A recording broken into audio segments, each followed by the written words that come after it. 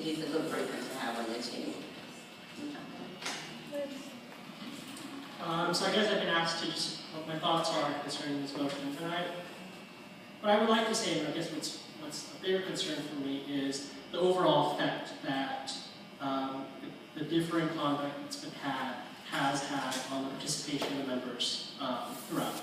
I'm speaking personally from my own level, quite frankly, that I am very reticent to openly express anything in writing. I'm openly reticent to express anything in an open forum in fear of, quite frankly, of having accusations or allegations made against me.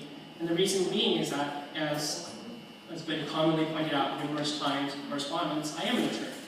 And as an attorney, I have allegations of any kind of ethical or any type of nefarious activity or anything of deceitful nature has a large bearing on my own profession. It's a large bearing on my livelihood. And quite frankly, that was the context of last year's issues, the last session's issues. I was not a proponent of that motion. I was not a proponent of that, but I was, a subject, and what was said against me was the subject of that. And it's a concern. It's a concern that this is the second time. It's a concern for me that this is the second time in 3 years that we are addressing the same exact issue.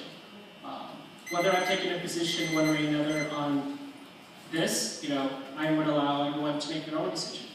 But I do think that a few things should be considered. Number one, that this is, again, this is the second time this has come about. That it's, the second time it's come about in the last 3 years of my service during this term. That quite frankly, it seems to me that it has affected the participation and the willingness for others to both express and say what they are thinking. A good example I would have, and it's a personal example, is that a question was posed amongst our own conversations, what opinion should be had amongst the members, the officers, concerning how should be handled concerning the cherry blossom festival. I had thought out very carefully my response and said that, quite frankly, I believe that what steps should be taken is the treasurer should meet with the organization, work out the discrepancies, and make a formal report, because there was not a formal report that was filed. The response that was taken back, the response that was actually, as of this morning, sent back to ask for the blog to publish, was that an officer who was myself had basically feigned ignorance and was one who basically could not understand second grade math.